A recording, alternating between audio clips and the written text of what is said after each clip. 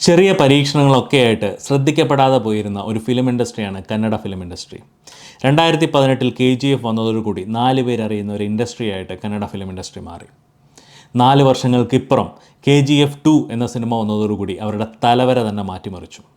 അതുവരെ ഉണ്ടായിരുന്ന എല്ലാ കളക്ഷൻ റെക്കോർഡുകളും ഭേദിച്ച സിനിമയായിരുന്നു KGF 2 എന്ന് പറയുന്നത്. എന്നാൽ ഇത് വല്ലപ്പോഴും സംഭവിക്കുന്ന അത്ഭുതം മാത്രമല്ല എന്ന് തെളിയിച്ചത് ആ വർഷം തന്നെ പുറത്തിറങ്ങിയ കാന്താര എന്ന സിനിമയാണ്. ഋഷഭ് ഷെട്ടി നായകനായിട്ട് വന്ന കാന്താര ഒരുപാട് അവാർഡുകളും ഒക്കെ വാരിക്കൂട്ടിയ ഒരു സിനിമയാണ്. 3 വർഷങ്ങൾക്കിപ്പുറം കാന്താര എന്ന സിനിമയിൽ പറഞ്ഞിട്ടുള്ള ദൈവങ്ങളുടെയും ഒക്കെ ഒരു ഒറിജിൻ സ്റ്റോറിയുമായിട്ട് വീണ്ടും എത്തിയിരിക്കുകയാണ് Rishabh Shetty. Kantara chapter 1 the legend എന്ന സിനിമയിലൂടെ. ഈ സിനിമയെക്കുറിച്ചുള്ള ഒരു അവലോകനമാണ് ഞാൻ ഈ വീഡിയോയിലൂടെ ഉദ്ദേശിക്കുന്നത്. അപ്പം വെൽക്കം ബാക്ക് ടു കാപ്പി കോർണർ. ഇതുവരെ നമ്മൾ ചെയ്തിട്ടുള്ള വീഡിയോ പോലെ ആയിരിക്കില്ല ഇനിയുള്ള വീഡിയോസ് നമ്മൾ ചെയ്യുന്നത്.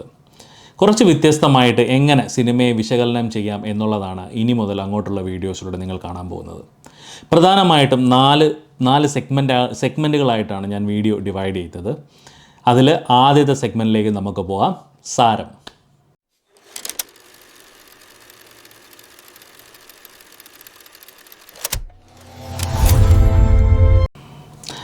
സാരം എന്ന് പറയുന്നത് ദ കോർ അല്ലെങ്കിൽ the heart of the story എന്ന് വേണമെങ്കിൽ പറയാം. ഈ ഒരു സിനിമ പറഞ്ഞു വെക്കുന്നത് കാന്താര എവിടെ അവസാനിച്ചോ അവിടെ നിന്നാണ് ഈ ഒരു സിനിമ സ്റ്റാർട്ട് ചെയ്യുന്നത്.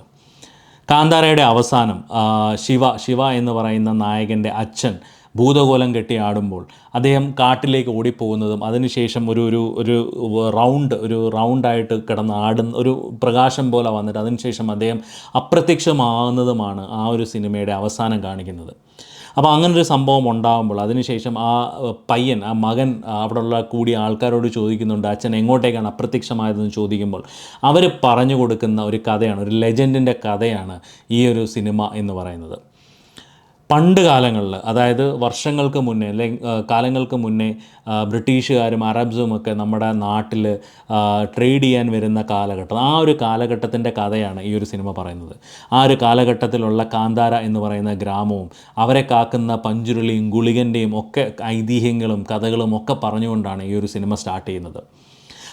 കാട്ടിനുള്ളിൽ വസിക്കുന്ന ഇവർക്ക് അവരുടെ കാട്ടിനുള്ളിൽ ഒരുപാട് സ്പൈസസും കാര്യങ്ങളും ഒക്കെ ഉണ്ട്. അതിനെ തേടി എത്തുന്ന രാജാക്കന്മാരും അവർ തമ്മിലുണ്ടാകുന്ന കോൺഫ്ലിക്ട്സും കാര്യങ്ങളും അവിടെ എങ്ങനെ ഈ ഒരു ദൈവവും അല്ലെങ്കിൽ പഞ്ചുരുളിയും ഈ ഒരു ക്യാരക്ടേഴ്സും ഒക്കെ വന്നുപെടുന്നു, ഈ ഒരു ലെജൻഡ് എന്താണ് എന്നൊക്കെ പറയുന്നിടത്താണ് ഈ ഒരു കഥ.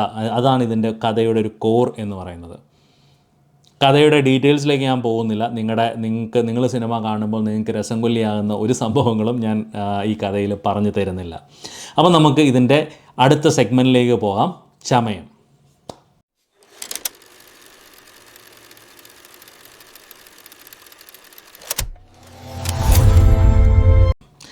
ചമയം എന്നുദ്ദേശിക്കുന്നത് ഇതിലെ പെർഫോമൻസുകളെക്കുറിച്ചാണ്. എടുത്തു പറയേണ്ട കുറേ പെർഫോമൻസസ് ഈ ഒരു സിനിമയിലുണ്ട്. കാന്താര എന്ന സിനിമയിൽ ഋഷഭ് ഷെട്ടി നായകനായിട്ട് വന്നപ്പോൾ അദ്ദേഹത്തിൻ്റെ പെർഫോമൻസ്, അതായത് ആ ഒരു സിനിമയെ ഒരു വളരെ പ്ലെയിനായിട്ട് പോയിക്കൊണ്ടിരുന്ന ഒരു സിനിമയെ ലാസ്റ്റ് 20 മിനിറ്റാണ് നമ്മളെ പിടിച്ചിരുത്തുന്ന, അല്ലെങ്കിൽ നമുക്കൊരു പീക്ക് ഹൈ മൊമെൻറ്റ് തന്നിട്ടുള്ള ഒരു പെർഫോമൻസ് ഉണ്ടാകുന്നത് ലാസ്റ്റ് 20 മിനിറ്റിലാണ്. ആ ഒരു പോർഷനിലാണ് ആക്ച്വലി സിനിമയുടെ ഗതി തന്നെ മാറ്റിമറിച്ചത്. വളരെ പ്ലെയിനായിട്ട് പോയിക്കൊണ്ടിരുന്ന സിനിമയുടെ അതിൻ്റെ ഒരു തലവര തന്നെ മാറ്റിമറിച്ചത് ആ ലാസ്റ്റ് 20 മിനിറ്റ് കാണിക്കുന്ന ഒരു പെർഫോമൻസാണ്. ആക്ച്വലി ആ ഒരു പെർഫോമൻസിലൂടെ തന്നെ അദ്ദേഹത്തിന് നാഷണൽ അവാർഡ് നൽകി ആദരിക്കുക വരെ ഉണ്ടായി. ആ ഒരു പ്രതീക്ഷ നമുക്ക് ഈ ഒരു സിനിമയിലുള്ളത് കൊണ്ട് തന്നെ അദ്ദേഹത്തിൻ്റെ പെർഫോമൻസ് ഡെഫിനറ്റ്ലി നമ്മൾ ഏറ്റവും കൂടുതൽ പ്രതീക്ഷിച്ചിരുന്നു. എന്നാൽ ആ ഒരു പ്രതീക്ഷ ഒരിക്കലും തെറ്റിച്ചിട്ടില്ല. അത്രമാത്രം കിടിലൻ പെർഫോമൻസാണ് പുള്ളി ചെയ്തത്. പുള്ളിയുടെ റേഞ്ച് ഓഫ് ആക്ടിങ് എത്ര മാത്രമാണെന്ന് വളരെ മനോഹരമായിട്ട് കാണിച്ചിട്ടുള്ള ഒരു സിനിമ തന്നെയാണ് ഈ ഒരു കാന്താര എന്ന് പറയുന്നത്. കാന്താര 1 ആയാലും അതുപോലെ ഈ കാന്താര ചാപ്റ്റർ 1 ലെജൻഡ് എന്ന് പറയുന്ന സിനിമയായാലും അടിപൊളി പെർഫോമൻസ്. നമ്മൾ ആദ്യത്തെ സിനിമയിൽ നമ്മൾ കണ്ടിട്ടുള്ളത് പോലെ തന്നെ വളരെ പീക്ക് മൊമെൻറ്റ്സ് തരുന്ന ചില സീൻസ് ഉണ്ട്.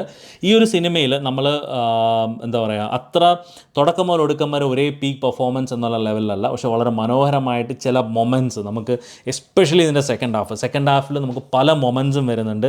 അദ്ദേഹത്തിൻ്റെ പെർഫോമൻസ് കണ്ട് നമുക്ക് ഒരു എന്താ പറയുക, നമുക്കൊരു ഭയങ്കര ഒരു ഹൈ തരുന്ന രീതിയിലുള്ളൊരു പെർഫോമൻസ് അദ്ദേഹത്തിൽ നിന്നും കാണാൻ കഴിയുന്നുണ്ട്. Rishabh Shetty, you are A wonderful person. ഇത്രമാത്രം ടാലൻറ്റും ഇത്രമാത്രം അഭിനയിക്കാൻ, ഇത്രമാത്രം ഒരു എനർജറ്റിക് പെർഫോമൻസ് തരാൻ definitely you are A genius man. You are A genius, എടുത്ത് പറയേണ്ടതായിട്ടുണ്ട്. ഋഷഭ് ഈ ഒരു ഫിലിമിൽ ഏറ്റവും കൂടുതൽ ഇപ്പം കാന്താര ചാപ്റ്റർ 1 വരുമ്പോൾ തന്നെ നമ്മൾ ഏറ്റവും കൂടുതൽ പ്രതീക്ഷിക്കുന്നത് അദ്ദേഹത്തിൻ്റെ പെർഫോമൻസ് ആണ്. എന്നാൽ ഇതിൽ പെർഫോമൻസ് കൊണ്ട് ഞെട്ടിച്ച മറ്റ് 1-2 താരങ്ങൾ കൂടിയുണ്ട്. അതിൽ പ്രധാനമായിട്ടുള്ളത് ഇതിൽ നായികയായിട്ട് വന്ന രുക്മിണി വസന്ത് എന്ന് പറയുന്ന നായികയാണ് ഇതിൽ one of the best performance ആയിട്ട് എനിക്ക് പറയാനുള്ളത്. വളരെ തുടക്കം അല്ലെങ്കിൽ ട്രെയിലർ കണ്ടപ്പോഴായാലും അല്ലെങ്കിൽ ആ ഒരു സിനിമയുടെ തുടക്ക ഭാഗങ്ങൾ ആദ്യത്തെ ഫസ്റ്റ് ഹാഫൊക്കെ കണ്ടപ്പം ഒരു ഗ്ലാമറസ് റോളിൽ മാത്രം ഒതുങ്ങിപ്പോകും എന്ന് പ്രതീക്ഷിച്ചിരുന്ന ഒരു നായികയാണ് രുക്മിണി വസന്ത്. എന്നാൽ പുള്ളിക്കാരിയുടെ പെർഫോമൻസ് സെക്കൻഡ് ഹാഫിൽ അമേസിങ്. ആ ഒരു ട്രാൻസിഷനും ആ ഒരു ക്യാരക്ടറിൻ്റെ ട്രാൻസിഷനും ഒക്കെ വളരെ മനോഹരമായിട്ട് പുള്ളിക്കാരി ചെയ്തിട്ടുണ്ട്. Fantastic performance, U deserve an applause. ഇതുകൂടാതെ നമ്മുടെ മലയാളത്തിൽ നിന്നുള്ള ജയറാമേട്ടനെ എടുത്തു പറയേണ്ടതായിട്ടുണ്ട്. കാരണം അടുത്ത കാലത്തായിട്ട് മലയാളത്തിലധികം സിനിമകൾ അദ്ദേഹത്തിൻ്റെ കണ്ടിട്ടില്ലെങ്കിലും മറ്റ് ഭാഷകളിൽ ഒരുപാട് സിനിമകൾ അദ്ദേഹം ചെയ്യാറുണ്ട്. ചില സിനിമകളിൽ നല്ല റോളുകൾ കിട്ടാറുണ്ട്, ചില സിനിമകളിൽ കോമാളിയാക്കിയിട്ടുണ്ട് എന്ന് പറയാറുണ്ട്. പല സിനിമകളിലും കോമാളിയാക്കി എന്ന് പറയും. ലാസ്റ്റ് റിട്രോ എന്ന് പറയുന്ന സിനിമയിൽ അദ്ദേഹത്തിൻ്റെ ക്യാരക്ടർ എനിക്ക് ഭയങ്കരമായിട്ട് പേഴ്സണലി ഇഷ്ടപ്പെട്ടൊരു ക്യാരക്ടറാണ് അദ്ദേഹത്തിൻ്റെ. പക്ഷേ പലരും കണ്ടിട്ട് അദ്ദേഹത്തിനെ കോമാളിയാക്കി എന്നൊക്കെ പറയുന്നുണ്ട്. പക്ഷേ എന്നാൽ എനിക്കത്ര ഫീൽ ചെയ്തിട്ടില്ല. പക്ഷേ ഈ ഒരു സിനിമയിൽ അദ്ദേഹത്തിന് കൊടുത്ത ക്യാരക്ടർ അടിപൊളി. ഇതിന് മുന്നേ ശങ്കറിൻ്റെ ഒരു സിനിമ ഗെയിം ചേഞ്ചറിൽ വളരെ കോമാളിയായിട്ടുള്ള ക്യാരക്ടറായിരുന്നു കേട്ടോ, അത് പറയാതിരിക്കാൻ പറ്റത്തില്ല. പക്ഷേ ഇതിൽ അദ്ദേഹത്തിന് കിട്ടിയ ക്യാരക്ടർ കിടിലമായിരുന്നു. തുടക്കം മുതൽ ഒടുക്കം വരെയും വളരെ ഇമ്പോർട്ടൻ്റ് ആയിട്ടുള്ള അടിപൊളി ഒരു ക്യാരക്ടറാണ് പുള്ളിക്ക് കൊടുത്തിട്ടുള്ളത്. കിടിലമായിട്ട് പുള്ളി ചെയ്തിട്ടുണ്ട്. ഒരുപാട് കാലത്തിന് ശേഷം ജയറാമേട്ടൻ്റെ ഒരു വണ്ടർഫുൾ പെർഫോമൻസ് എന്ന് എടുത്ത് പറയണം. പിന്നെ ഇതിൽ എടുത്ത് പറയേണ്ട ഒരാൾ കൂടിയുണ്ട്, ഗുൽഷൻ ദേവയ്യ എന്ന് പറഞ്ഞാൽ രാജാവായിട്ട് വരുന്നത്. അതായത് ജയറാമാണ് പ്രധാന രാജാവായിട്ട് വരുന്നത്. അദ്ദേഹത്തിൻ്റെ 2 മക്കളായിട്ടാണ് രുക്മിണി ചെയ്ത ക്യാരക്ടറും അതുപോലെ ഗുൽഷൻ ചെയ്ത ക്യാരക്ടറും വരുന്നത്. പുള്ളിയും കിടിലമായിരുന്നു. പുള്ളിയുടെ കുറേ ഹിന്ദി സിനിമകൾ ഞാൻ കണ്ടിട്ടുണ്ട്. അത്യാവശ്യം നല്ലൊരു പെർഫോമറാണ് പുള്ളി കിടിലമായിട്ട് ചെയ്തിട്ടുണ്ട്. പുള്ളിയുടെ ക്യാരക്ടറായാലും അദ്ദേഹത്തിന് പറ്റുന്ന രീതിയിൽ ആ ഒരു സ്റ്റൈല്, ആ ക്യാരക്ടറിന് വേണ്ടുന്നൊരു പ്രോപ്പർ ഇമോഷണൽ കണക്റ്റ് അദ്ദേഹത്തിന് കൊടുക്കാൻ സാധിച്ചിട്ടുണ്ട്. അടിപൊളി പെർഫോമൻസ് ആണ്. ബാക്കി അല്ലറ ചില്ലറ വരുന്ന അല്ലാതുള്ള കുറേ ആൾക്കാരുണ്ടെങ്കിലും ഇവരുടെ പെർഫോമൻസ് ആണ് ഏറ്റവും കൂടുതൽ എടുത്ത് നിൽക്കുന്ന പെർഫോമൻസ് ഇവരുടെയാണ്. ഇനി നമുക്ക് അടുത്ത സെഗ്മെൻറ്റിലേക്ക് പോകാം, നേർക്കാഴ്ച.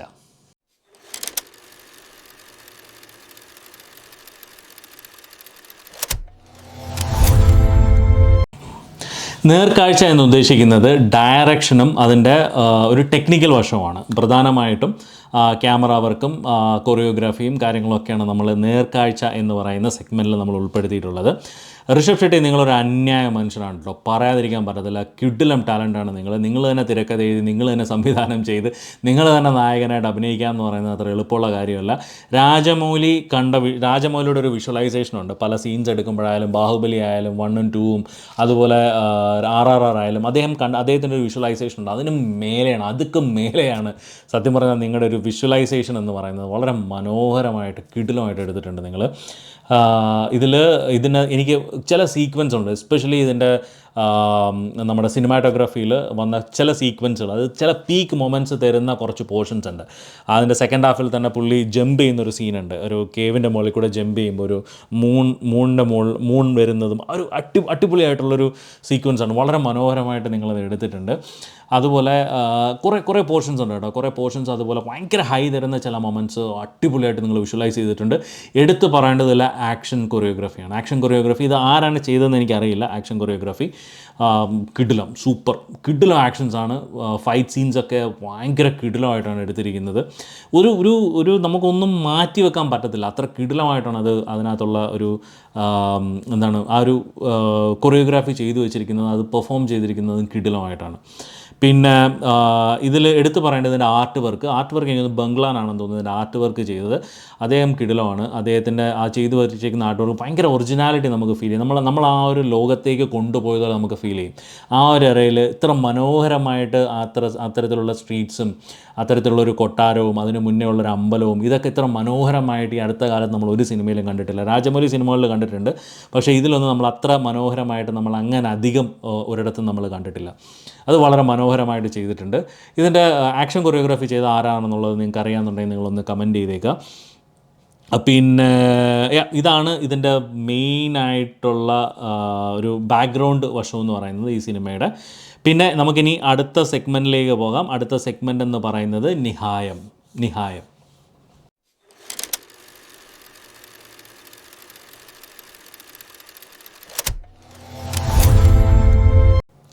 നിഹായം എന്നുദ്ദേശിക്കുന്നത് ദ ഫൈനൽ എസൻസ് അല്ലെങ്കിൽ ദ വേർഡിക്റ്റ് അല്ലെങ്കിൽ റിഫ്ലക്ഷൻ എന്താണെന്നുള്ളതാണ്. കാന്താര ചാപ്റ്റർ 1 എന്ന സിനിമ ഒട്ടും പ്രതീക്ഷയില്ലാതെ നമ്മൾ തിയേറ്ററിലേക്ക് വന്നൊരു സിനിമയാണ്. വേർഡ് ഓഫ് മൗത്ത് കൊണ്ട് ഭയങ്കര ഹിറ്റായ സിനിമയാണ്. 16 കോടി ബഡ്ജറ്റിൽ വന്നൊരു സിനിമ 400 കോടിയോളം കളക്ട് ചെയ്ത ഒരു സിനിമയാണ് കാന്താര എന്ന് പറയുന്നത്. 2022 വന്ന കാന്താര. ആ ഒരു സിനിമ ഞാൻ തിയേറ്ററിൽ പോയി കണ്ടപ്പോൾ എനിക്ക് ഫീൽ ചെയ്തത് ഒരു പ്ലെയിനായിട്ട് പോകുന്ന കഥയിൽ സെക്കൻഡ് ഹാഫിൽ വന്നിട്ടുള്ള ഒരു പീക്ക് പെർഫോമൻസാണ് ആ സിനിമയെ അത്രമാത്രം എലിവേറ്റ് ചെയ്തത്. അതിൻ്റെ കൂടെ വരാഹരൂപം എന്ന് പറയുന്ന സോങ്ങും. പക്ഷേ ഈ ഒരു സിനിമയിൽ നമ്മൾ ആ ഒരു എക്സ്പെക്റ്റേഷൻ, അതിലുള്ള പെർഫോമൻസും കാര്യങ്ങളും ഒക്കെ വന്നതുകൊണ്ട് നമുക്കതിലുള്ള എക്സ്പെക്റ്റേഷൻ വളരെ ഹൈ ആയിരുന്നു. പേഴ്സണലി ഞാൻ അധികം ഈ ഒരു സിനിമയുടെ ഡീറ്റെയിൽസിനെ കുറിച്ച് ഫോളോ ചെയ്തിട്ടുള്ള ഇടയ്ക്ക് കുറേ മരണങ്ങളുണ്ടായി എന്നൊക്കെ പറഞ്ഞിട്ട് ഒരുപാട് നെഗറ്റീവ് പബ്ലിസിറ്റി ഒരു സിനിമയ്ക്ക് കിട്ടുന്നുണ്ടായിരുന്നു. പക്ഷേ എന്നാലും ഞാൻ അത് നോക്കാതെ ഞാൻ തിയേറ്ററിൽ ട്രെയിലർ പോലും കാണാതെ ഞാൻ തിയേറ്ററിൽ പോയി കണ്ട ഒരു സിനിമയാണ് കാന്താര ചാപ്റ്റർ 1 ദ ലെജൻഡ് എന്ന് പറയുന്നത്. എനിക്ക് അത്രമാത്രം ഹൈ മൊമെൻറ്റ്സ് തരുന്ന കുറച്ച് പോർഷൻസ് ഉണ്ടായിട്ടുണ്ട്. എന്നാൽ ഫസ്റ്റ് സിനിമയിൽ എനിക്ക് കിട്ടിയ ഒരു ഹൈ മൊമെൻറ്റ് ഈ ഒരു സിനിമയിൽ അത്രമാത്രം എനിക്ക് വന്നിട്ടില്ല. കാരണം അത് നമുക്കൊരു പുതുമയുണ്ടായിരുന്നു. ഇതിൽ നമ്മൾ എക്സ്പെക്റ്റ് ചെയ്യുന്നുണ്ട് അത്തരത്തിലുള്ളൊരു ഹൈ മൊമെൻറ്റ് വരും എന്നുള്ളത്. എന്നാലും വിഷ്വലൈസേഷൻ കൊണ്ടും ഇതിൻ്റെ കഥ കൊണ്ടും ഇതിൻ്റെ ഒരു കംപ്ലീറ്റ് ഒരു ഗ്രാഫിക്കൽ പിക്ചർ കൊണ്ടും വളരെ മനോഹരമായിട്ടൊരു മസ്റ്റ് തിയേറ്ററിക്കൽ വാച്ച് അർഹിക്കുന്ന ഒരു സിനിമയായിട്ടാണ് കാന്താര ചാപ്റ്റർ 1 ദ ലെജൻഡ് എന്ന് പറയുന്ന സിനിമ എടുത്തു വച്ചിരിക്കുന്നത്. ഡെഫിനറ്റ്ലി നിങ്ങൾ തിയേറ്ററിൽ പോയി സിനിമ കാണുക. നിങ്ങൾക്ക് ഇഷ്ടപ്പെടും. നിങ്ങൾക്ക് ഇത്തരത്തിലുള്ള ഡിഫറെൻ്റ് ആയിട്ടുള്ള സിനിമകൾ ഇഷ്ടപ്പെടുന്ന ആൾക്കാരാണെന്നുണ്ടെങ്കിൽ നിങ്ങൾക്ക് ഭയങ്കരമായിട്ട് ഇഷ്ടപ്പെടും. എനിക്ക് കുറച്ച് പേഴ്സണലി ഇതിൻ്റെ ക്ലൈമാക്സ് ഭാഗത്ത് എനിക്ക് അതിൻ്റെ ആ ഒരു പോർഷൻ എനിക്ക് മനസ്സിലാവാത്തതുണ്ട്. കാരണം ഞാൻ കന്നഡ വേർഷനാണ് ഞാൻ കണ്ടത്. അതുകൊണ്ട് ലാസ്റ്റ് കുറച്ച് ഭാഗം എനിക്ക് മനസ്സിലായി. കാരണം ബ്രഹ്മരക്ഷസും അതുമൊക്കെ ആയിട്ടുള്ള റിലേഷൻ എനിക്ക് മനസ്സിലായി. അത് ചിലപ്പം കന്നഡ ഫോക്ക് ലോറിലൊക്കെ പറഞ്ഞിട്ടുള്ള ആ ഒരു പോർഷൻസ് ആവാം. അത് മാത്രം എനിക്ക് അത്ര മാത്രം കണക്റ്റ് ആയിട്ടില്ല. പക്ഷേ ഓവറോൾ എനിക്ക് ഭയങ്കരമായിട്ട് എനിക്കൊരു എന്താ പറയുക സാറ്റിസ്ഫാക്ഷൻ തന്ന ഒരു സിനിമ തന്നെയാണ് കാന്താര ചാപ്റ്റർ 1 എന്ന് പറയുന്നത്. നിങ്ങളും ഈ സിനിമ തിയേറ്ററിൽ തന്നെ പോയി കാണുക. കണ്ടതിന് ശേഷം നിങ്ങളുടെ അഭിപ്രായം എന്താണെങ്കിലും അത് കമൻറ്റിൽ രേഖപ്പെടുത്തുക. നമ്മൾ ഈ 4 സെക്ഷനായിട്ട് ഡിവൈഡ് ചെയ്ത് ചെയ്യുന്നത് നിങ്ങൾക്ക് ഇഷ്ടപ്പെട്ടിട്ടുണ്ടെങ്കിൽ അത് നിങ്ങൾ കമൻറ്റായിട്ട് രേഖപ്പെടുത്തുക. നിങ്ങളുടെ കമൻറ്റുകൾ ഉണ്ടെങ്കിൽ മാത്രമേ എനിക്ക് ഇമ്പ്രൂവ് ചെയ്യാൻ കഴിയുള്ളൂ. വെറുതെ ഞാൻ ഒരുപാട് എഫേർട്ട് ഇടുന്നുണ്ട്. അപ്പോൾ ആ എഫേർട്ടിനായിട്ട് എന്തെങ്കിലും ഒരു ഫീഡ്ബാക്ക് ഉണ്ടെന്നുണ്ടെങ്കിൽ I can show some improvements.